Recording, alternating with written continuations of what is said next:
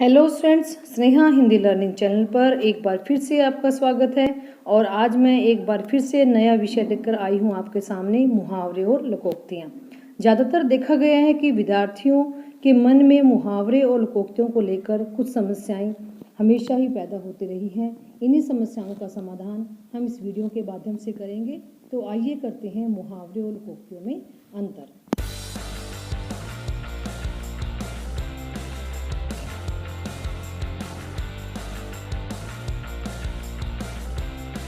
भाषा को सशक्त और प्रभावमयी बनाने के लिए लोकोक्तियों व मुहावरों का प्रयोग किया जाता है।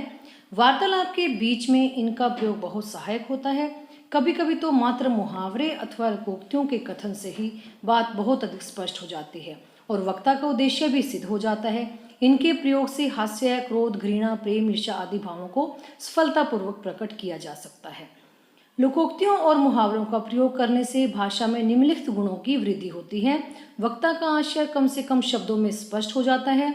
वक्ता अपने हृदयस्थ भावों को कम से कम शब्दों में प्रभावपूर्ण ढंग से सफलतापूर्वक अभिव्यक्त कर देता है। भाषा सबल, सशक्त, प्रभाववत बनती जाती है। भाषा की व्यंजना शक्ति का विकास होता है। तो आइए करते हैं कि मुहावरे का अर्थ क्या है। मुहावरा अरबी भाषा का शब्द है जिसका शाब्दिक अर्थ है अभ्यास। हिंदी में यह शब्द रूढ़ हो गया है जिसका अर्थ है लक्षणा या व्यंजना द्वारा सिद्ध वाक्य जो किसी एक ही बोली या लिखी जाने वाली भाषा में प्रचलित हो और जिसका अर्थ प्रत्यक्ष अर्थ से विलक्षण हो, वही मुहावरा कहलाता है। और मुहावरा का अर्थ एक अभ्यास है। देखते हैं लोकोक्ति का अर्थ। यह शब्द दो शब्दों से मिलकर बना है, लोक और उक्ति, अर्थात किसी क्षेत्र विशेष में कही गई बात। इसके अंतर्गत किसी कवि की प्रसिद्ध उक्ति भी आ जाती है। लोकोक्ति किसी प्रासंगिक घटना पर आधारित होती है। समाज के प्रबुद्ध साहित्यकारों, कवियों आदि द्वारा जब किसी प्रकार के लोक अनुभवों को एक ही वाक्य में व्यक्त कर दिया जाता है तो उनको प्रयुक्त करना सुगम हो जाता है। यह गद्य और पद्य दोनों में देखने को मिलता है और इसके आधार पर संक्षेप में किसी सच्चाई को प्रकट कर सकते हैं। इसे लोकोक्ति अथवा कहावत भी कहा जाता है। अब देखते हैं अंतर। मुहावरे और लोकोक्तियों में अंतर। मुहावरा देखने में छोटा होता है, अर्थात यह पूरे वाक्य का एक अंग मात्र होता है। साथ ही इसमें लाक्षणिक अर्थ की प्रधानता होती है, जैसे लाठी खाना। इस वाक्यांश में खाना का लक्ष्यार्थ प्रहार सहना है, क्योंकि लाठी खाने की चीज नहीं है। परंतु लोकोक्ति में जिस अर्थ को प्रकट किया जाता है वह लगभग पूर्ण होता है, उसमें अधूरापन नहीं होता, जैसे उल्टा चोर कोतवाल को डांटे। तो आइए देखते हैं कुछ महत्वपूर्ण मुहावरे और उनके अर्थ। अंगारे बरसना, अत्यधिक गर्मी पड़ना, अंगारों पर पैर रखना, कठिन कार्य करना। कि कोई कठिन कार्य है तो वह अंगारों के समान है। अंगारे सिर पर धरना, विपत्ति मोल लेना, अंगूठा चूसना, बड़े होकर भी बच्चों की तरह नासमझी की बात करना। अंगूठा दिखाना, इनकार करना, साफ मना कर देना, अंगूठी का नगीना, अत्यधिक सम्मानित व्यक्ति अथवा वस्तु।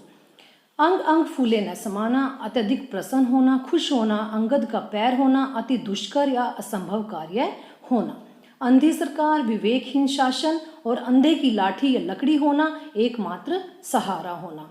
तो ऐसे ही लोकोक्तियां को देखेंगे कि आम के आम, गुठलियों के दाम, ऊंची दुकान, फीका पकवान, उल्टा चोर कोतवाल को डांटे, कहाँ भोज राजा भोज, कहाँ गंगू तेली, का वर्षा जब पीसी सुखाने। ये वो लोकोक्ति हैं जो किसी के मुख से निकली हैं और प्रसिद्ध हो गई हैं। अब हम बात करते हैं कि मुहावरे और लोकोक्तियों में। मुहावरों के अंदर बहुत सारे मुहावरे आ से शुरू होने वाले हैं, जैसे आ से आँखिया सुख, कलेजा ठंडा, अंगूठा दिखाना, अंधेरी रात, 4 दिन की चांदनी। और आ से शुरू होने वाले मुहावरों में आ बैल मुझे मार, आंख उठाकर देखना, आंख ओझल, पहाड़ ओझल, आंख कांदा, गांठ का पूरा। और ऐसे ही आंख, नाक, कान के ऊपर भी बहुत सारे मुहावरे बने हैं, जैसे नाक रगड़ना, नाक में दम करना, नाक कटना, नाक रखना, नाक पर मक्खी ना बैठने देना, नाक भी भौं से कोड़ना, नाक दबाने से मुंह खुलता है, नाक कटी पर तो घी चाटा। तो इसी प्रकार मैंने आपके सामने ये कुछ चित्र प्रस्तुत किए हैं। आशा करती हूँ कि आपको यह मुहावरे और लोकोक्तियों का विषय, ये टॉपिक बहुत अच्छे से समझ आया होगा।